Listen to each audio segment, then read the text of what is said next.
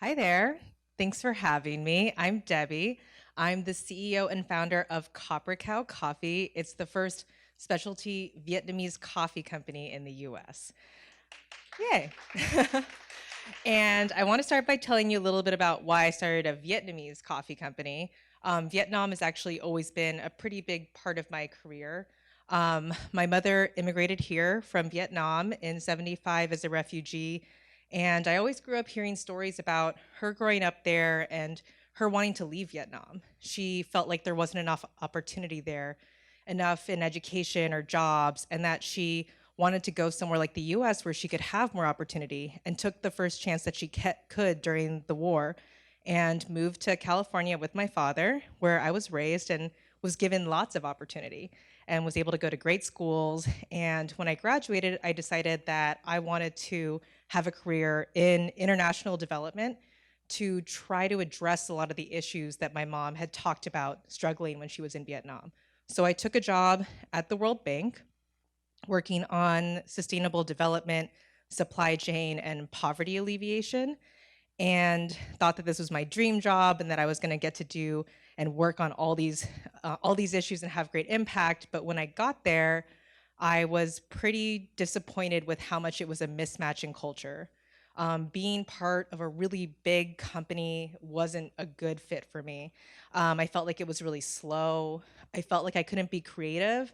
And I felt like we were kind of trapped in our own world, making our own policies and projects. And if they didn't work, oftentimes people would blame the beneficiaries and kind of just say, like, well, I guess like it just isn't going to work out, so we'll just go on to the next project. And so I was growing more and more unhappy, and I was thinking about, what if I could change anything about my career, what would I change? And I decided that I wanted to have more agency in what I was doing. And I thought that starting my own company sounded like a great way to have agency. And also in the background, I had always dreamed of having some type of Vietnamese food company. When I was little, growing up in California, I actually only ate Vietnamese food at home, and it wasn't until a pretty old age that I realized that most people were not familiar with the kind of food that I grew up with. And I felt really, really sad for all the people who did not know how awesome Vietnamese food was and thought that if it was just presented differently, marketed differently, that people would really appreciate it in like mass culture America. So I started trying to think of different ideas, and I started having different products and testing them out.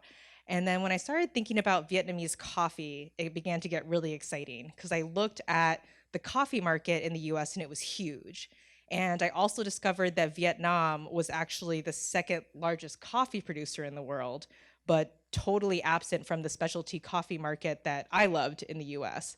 So I thought that bridging them would be really fun. And so I went to Vietnam and found really amazing farms trying to do sustainable agricultural practices that I had like read about and studied about in my old career, and had was just really impressed and thought that I could give them great business connecting them to the US market, and thought that it could use all of my skills from my in supply chain and project finance. So I thought this idea really had legs. So I decided to quit my job and start a company. And the organizers of Crushing the Myth, Penelope, actually was asking me, what was the hardest part of this whole journey?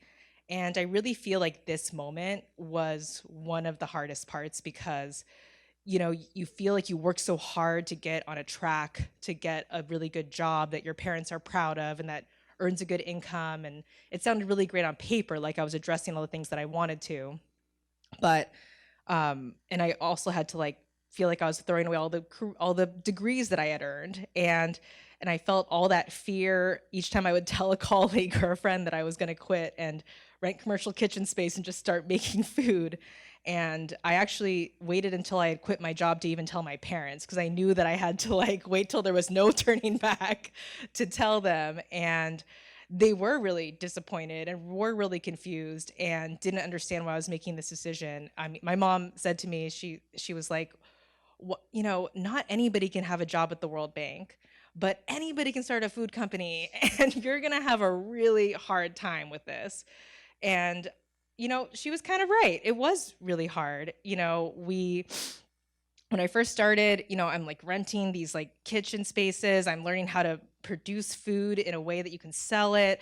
Trying to make those first sales were ridiculous. I'm like walking around store to store with like a bag of coffee, being like, "Oh, I have like a really important meeting like around the corner with your competitor store, but maybe you would like to carry this." And most people said no.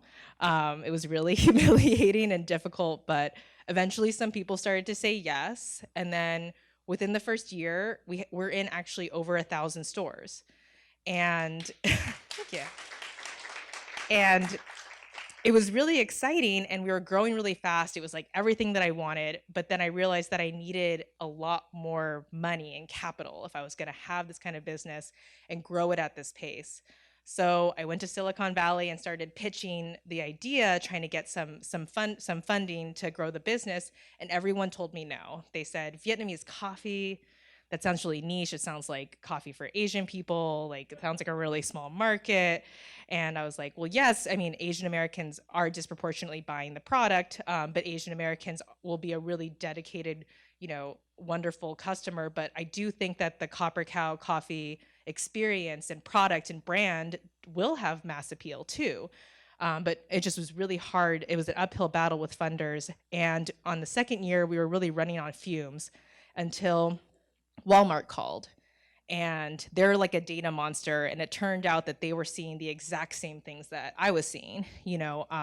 They had piloted some high-end Asian products in their Asian aisle, and not only were they performing well, they were finding that they were in the carts of some of the most lucrative customers, that they were drawing in some of their best customers, i.e. Asian Americans.